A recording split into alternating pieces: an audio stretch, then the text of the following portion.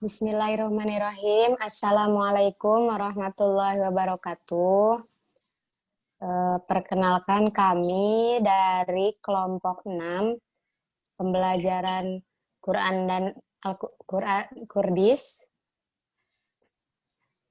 yang insya Allah akan menjelaskan tentang alat peraga dalam pembelajaran Kurdis, terdiri dari 3 orang. Yang pertama yaitu saya, Sela Melinda sebagai moderator. Yang kedua yaitu Ninda Mardianti. Lalu yang ketiga yaitu Yeti Oktaviani. Selanjutnya akan dijelaskan tentang penjelasan alat peraga dalam pembelajaran Kurdis oleh Teh Yeti Oktaviani. Kepadanya saya persilahkan. Bismillahirrahmanirrahim. Di sini saya Yeti Oktaviani akan menjelaskan tentang pengertian sumber belajar dan juga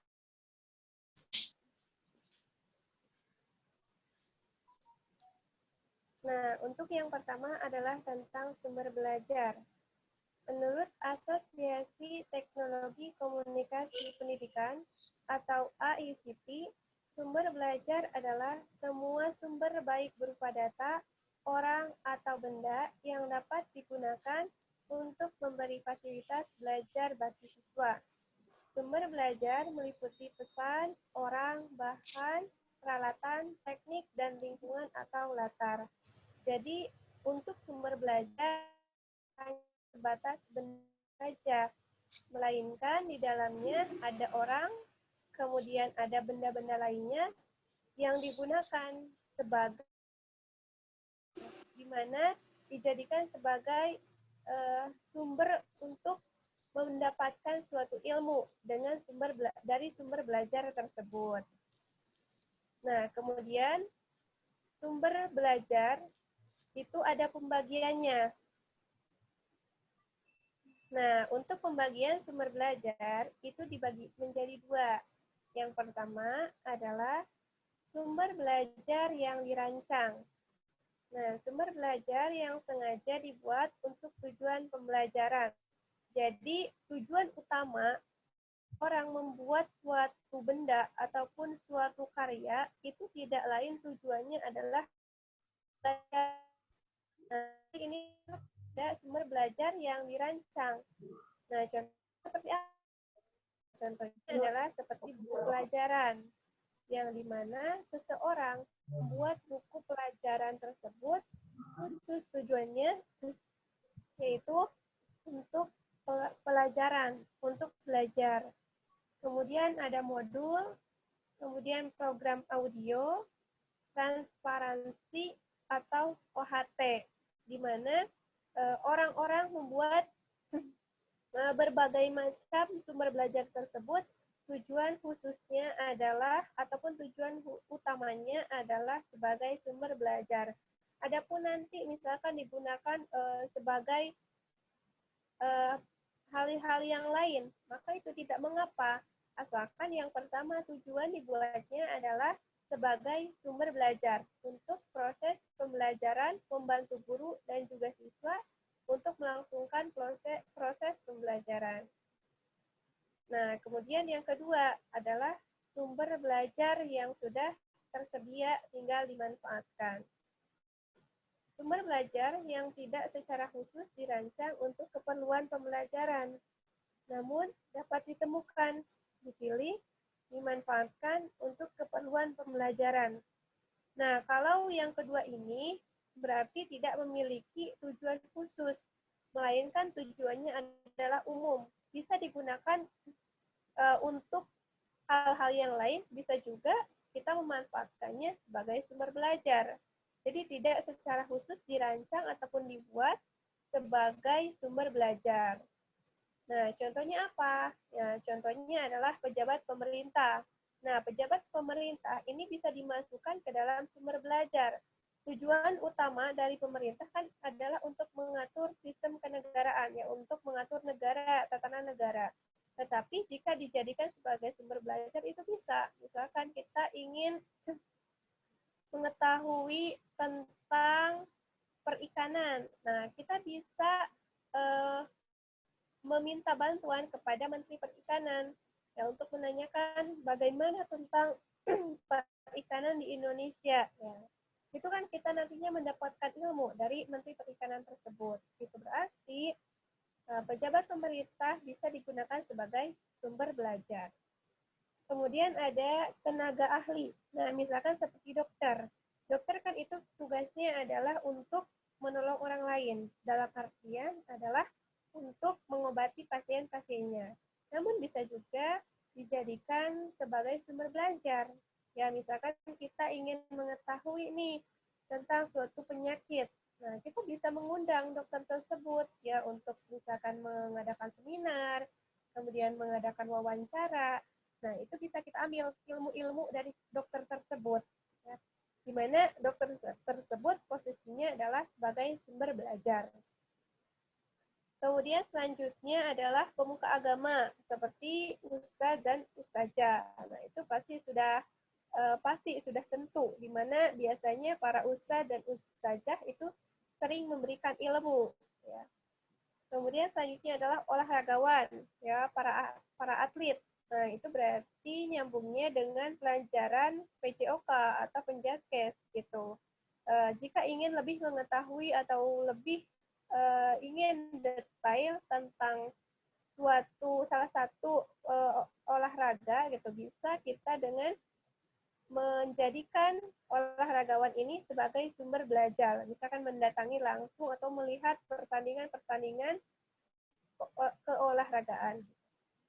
Kemudian yang selanjutnya adalah kebun binatang. Nah, misalkan kalau tentang IPA itu bisa masuk kita belajar di kebun binatang, kemudian untuk mengenalkan kepada anak-anak PAUD atau anak-anak TK itu bisa dengan mengajak anak-anak ke kebun binatang untuk mengetahui misalkan bentuk gajah itu besar, bentuk harimau itu seperti itu, dan lain sebagainya.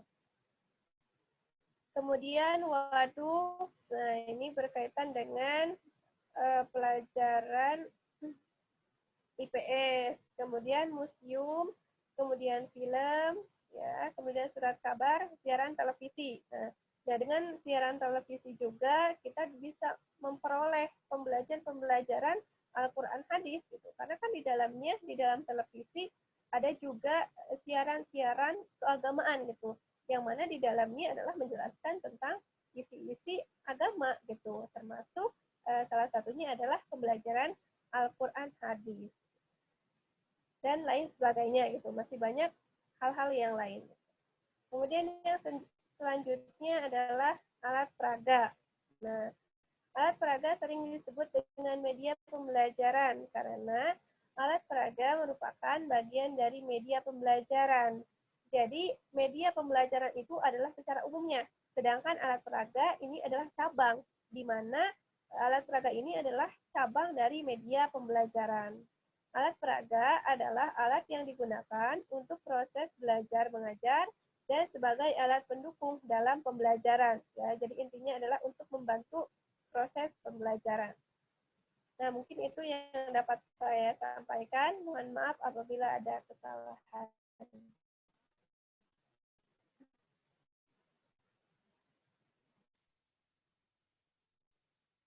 Alhamdulillah, materi yang telah dibawakan oleh Teh Yeti telah selesai terkait tentang pengertian pembelajaran dan juga sumber belajar Al-Quran dan hadis. Untuk selanjutnya, materi akan dijelaskan oleh Saudari Ninda Mardianti. Kepadanya dipersilahkan. Ya. Alhamdulillah, terima kasih kepada Teh Sela. Sebelumnya saya ucapkan Assalamualaikum warahmatullahi wabarakatuh. Alhamdulillah, mudah-mudahan semuanya diberikan kesehatan dan juga diberikan keistiqomahan ya dalam proses pembelajaran ini. Ya, saya akan melanjutkan kembali dari apa yang sudah disampaikan tadi oleh Teh Yeti, masih berkaitan dengan sumber belajar dan juga alat peraga. Ya, nah di sini saya akan memaparkan sedikit mungkin ya terkait dengan menentukan sumber belajar dan juga alat peraga, yang dimana apa saja sih yang harus kita tentukan. Ya, yang pertama ini adalah mungkin ini lebih kepada alat peraga gitu ya. Nah, yang pertama ini harus tahan lama. Ya, harus tahan lama sehingga ketika nanti kita akan apa ya?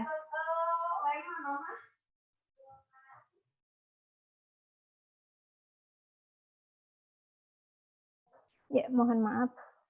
Ya, ketika bahan ini sudah selesai digunakan, kita bisa menggunakannya lagi di lain waktu ketika alat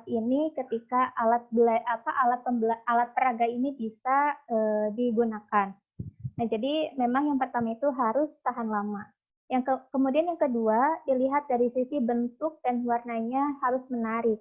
Karena memang ini yang menjadi daya tarik anak-anak mungkin ya, ketika melihat, wah ini alat peraganya atau media pembelajarannya sangat menarik nih. Nah, sehingga dari bentuk dan juga warnanya itu ketika menarik, maka si anak itu akan merasa merasa semangat gitu ya, semangat dalam proses pembelajaran. Nah, kemudian yang ketiga itu harus sederhana dan mudah dikelola. Artinya apa? Artinya tidak akan merumitkan, gitu ya, tidak akan merumitkan baik gurunya maupun anak didiknya. Sehingga tidak terlalu mewah juga, itu ya, tidak terlalu rendah juga, tetapi sederhana saja. Ya, intinya yang penting alat itu bisa digunakan oleh guru atau siswa, ya, sehingga kita bisa merealisasikan pembelajaran ini dengan maksimal. Nah, kemudian yang keempat, yaitu ukurannya itu harus sesuai, yang dimana mungkin ketika ini alat peraganya atau media pembelajarannya itu anak RA mungkin ya, ada pembelajaran hadisnya juga kan ya anak RA, maka harus disesuaikan dengan jenjang usianya. Nah, kemudian anak SD, anak SMP, anak SMA ya pun juga sama, harus disesuaikan ya, tidak terlalu besar, tidak pula terlalu kecil ya, harus disesuaikan dengan usia anaknya. Nah, kemudian yang berapa ya? Yang kelima ya. Yang kelima itu harus sesuai dengan konsep pembelajaran. Artinya apa? Artinya supaya antara media dengan pembelajaran itu sesuai, ya, sesuai, tidak tidak saling berseberangan. Itu ketika ketika dalam bab sedang membahas bab apa, maka medianya pun juga harus disesuaikan. Itu jadi ada keterkaitan, ya, ada keterkaitan antara pembelajaran dengan dengan medianya. Ya, kemudian yang selanjutnya dapat memperjelas konsep. Artinya adanya media pembelajaran ini sebagai penjelas gitu ya, sebagai penjelas dari mata pelajaran dari sumber dari bab yang akan dipelajarinya. Ya. Nah, kemudian yang terakhir ini adalah berfaedah. Artinya berfaedah ini bisa bermanfaat, ya, bermanfaat baik untuk siswa maupun juga gurunya. Kalau misalkan tidak berfaedah ya mau ngapain, gitu ya? Mau ngapain membuat alat peraga ini kalau misalkan tidak ada faedahnya. Jadi diusahakan ketika dalam menentukan sumber belajar maupun alat peraga harus diperhatikan, ya. Yang pertama tadi ada tahan lama, kemudian bentuknya, kemudian harus sederhana, disesuaikan dengan ukurannya, kemudian harus sesuai dengan pembelajaran, bisa memperjelas konsep pembelajaran dan juga ada manfaatnya. Nah, kemudian yang selanjutnya adalah terampil memilih alat peraga dalam pembelajaran Quran hadis. Ya, yang pertama ini harus menentukan apakah pesan yang akan kita sampaikan, ya, apakah pembelajaran yang kita sampaikan melalui media ini termasuk pesan pembelajaran atau hanya sekedar informasi. Ya, jadi ini harus dilihat ya, kalau misalkan hanya sekedar informasi atau bahkan mungkin sebagai hiburan saja, ini harus harus diingatkan lagi ya, karena yang namanya alat peraga, yang namanya media pembelajaran ataupun sumber belajar itu adalah bisa mempermudah gitu ya, bisa mempermudah anak didik itu dalam memahami pembelajarannya. Ya, jadi kalau misalkan hanya sekedar hiburan saja atau tadi ya tidak ada manfaatnya, maka ini harus harus dirubah mungkin ya. Nah, kemudian yang kedua itu menentukan menentukan apakah media itu dirancang untuk keperluan pembelajaran atau sekedar mengajar bagi guru, alat mengajar bagi guru. Nah, jadi ini pun juga harus diperhatikan. Ya, kalau misalkan sekedar mengajar saja gitu ya, atau hanya sekedar mengajar saja, maka ini pun juga harus diabaikan, karena memang yang kita inginkan itu sebagai keperluan dalam proses pembelajaran. Nah, kemudian yang selanjutnya ini menentukan apakah tujuan pembelajaran ini lebih kepada kognitif, afektif, atau psikomotorik ya. Apakah lebih kepada pengetahuan, keterampilan, ataupun nilai saja ya. Nah, kemudian yang selanjutnya harus menentukan jenis media yang sesuai untuk jenis tujuan yang akan dicapai dengan mempertimbangkan kriteria lain seperti kebijakan, fasilitas yang tersedia, kemampuan produksi, dan biaya. Nah, jadi ini pun juga harus diperhatikan, harus dipertimbangkan.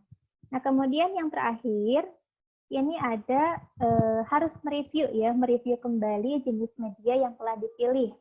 Apakah sudah tepat atau masih terdapat kelemahan, atau masih ada alternatif jenis media lain yang lebih tepat. Nah, jadi memang ini pun juga harus kita perhatikan gitu ya, dalam memilih alat peraga dan juga dalam memilih alat peraga. Kalau misalkan yang namanya alat peraga itu kan pasti ada kelemahan dan juga kelebihannya ya. Yang penting intinya yang penting pembelajaran itu bisa tersampaikan melalui media pembelajaran ini. Suara saya jelas nggak, Teh? Jelas. Ya. Mungkin cukup sekian saja, mudah-mudahan bisa dipahami. Saya kembalikan lagi kepada moderator. Oke, terima kasih kepada Teh Ninda yang telah menjelaskan materi yang tadi sudah dijelaskan. Untuk selanjutnya, pemateri yang akan menjelaskan tentang terampil memilih sumber belajar dalam Al-Quran dalam pembelajaran Kurdis, yaitu saya sendiri. Nah, terampil memilih sumber belajar dalam pembelajaran Kurdis. Yang pertama yaitu ada ekonomis.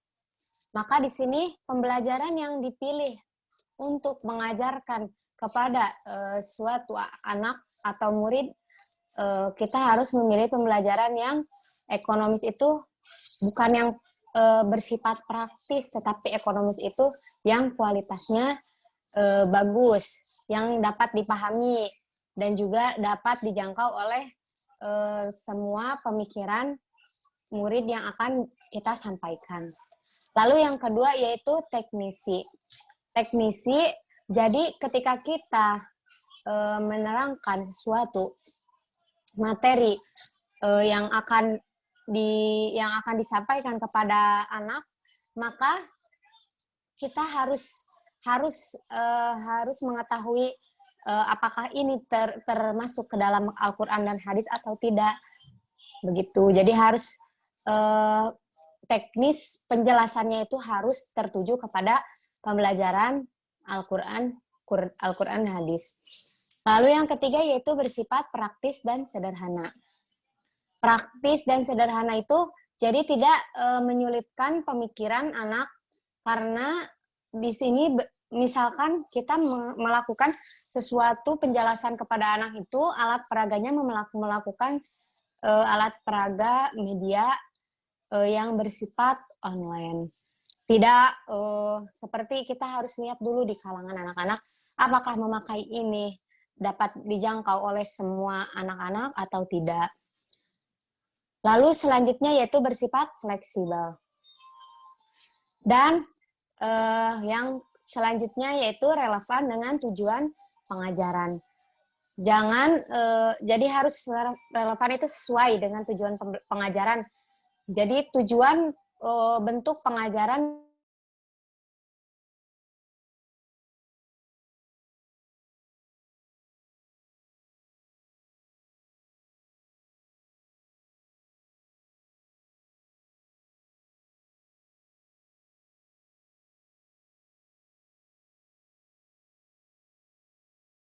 pengajaran.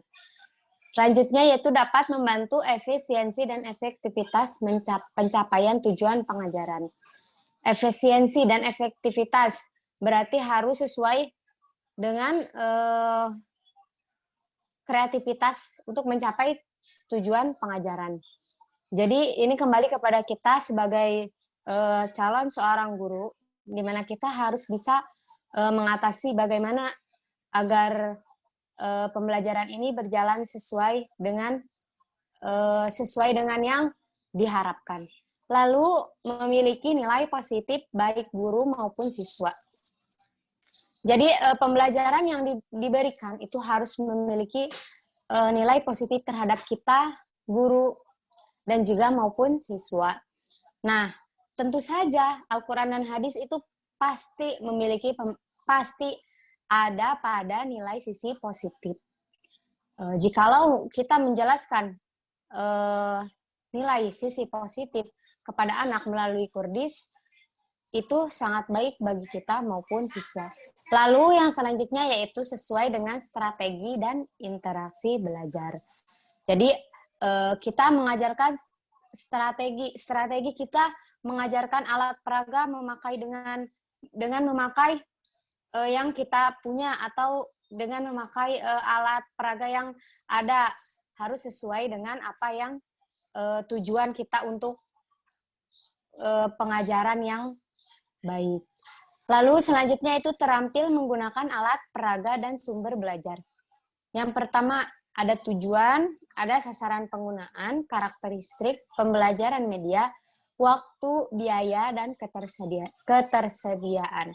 Jadi di sini dicontohkan oleh saya seperti sekarang terampil menggunakan alat peraga. Berarti kita harus sebagaimanapun kita sebagai seorang guru harus terampil mencari alat peraga apa yang bisa anak-anak jangkau, yang bisa anak-anak mengerti oleh semua kalangan.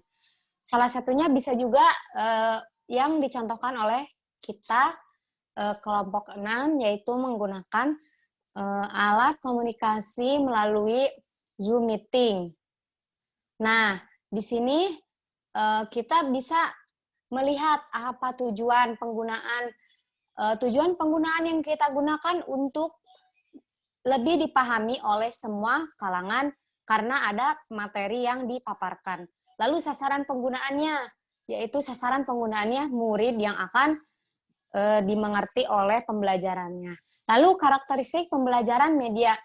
Tentu karakteristik di sini sangat berbeda dengan pembelajaran yang tatap muka atau secara langsung. Jadi bagaimana kita harus terampil membuat salah satu pembelajaran media yang tadi sudah dijelaskan oleh Teh Ninda yang bisa disenangi oleh anak dan juga dapat dipahami. Lalu selanjutnya yaitu waktu yang digunakan, jangan sampai seperti kita menggunakan waktu kepada anak malam hari Nah, itu sesuatu yang tidak tepat menurut saya, karena waktu belajar itu lebih baik digunakan pada siang hari. Lalu biaya yang digunakan untuk pembelajaran ini sepertinya tidak begitu rumit, karena hampir semua jangkauan anak-anak pasti memiliki alat media seperti handphone. Cuman biaya bisa dikirakan dengan memakai kuota untuk bisa melaksanakan pembelajaran. Lalu ketersediaan yang ada. Nah, berarti kita harus melihat kepada anak tersebut. Anak ini apakah dia memiliki sebuah alat untuk menggunakan pembelajaran dan juga sumber belajar Al-Quran dan hadis atau tidak. Jikalau dia memiliki semuanya, maka sepakat kita menggunakan alat tersebut. Mungkin sekian dari saya. Hasbunallah wa ni'mal wakil. Kami dari kelompok 6 telah satu lagi ya Teh. Satu lagi ada contoh alat peraga Al-Quran dan hadis. Nah, di situ ada hukum bacaan mad yang dibuat secara bulat, warna-warni. Anak ketika melihat warna-warni seperti begitu, maka anak akan psikologi penglihatannya akan berbeda dibanding dengan kita melihat seperti kertas polos, koran contohnya lah. Kertas polos yang hanya ditulis dengan kata-kata, maka akan lebih jenuh dibandingkan dengan apa ini yang dicontohkan. Ada hukum bacaan mad, ada tulisan huruf hijaiyah yang di kotak-kotak begitu. Maka dari sini alat peraga Al-Quran hadis akan lebih menarik daripada kita menulis atau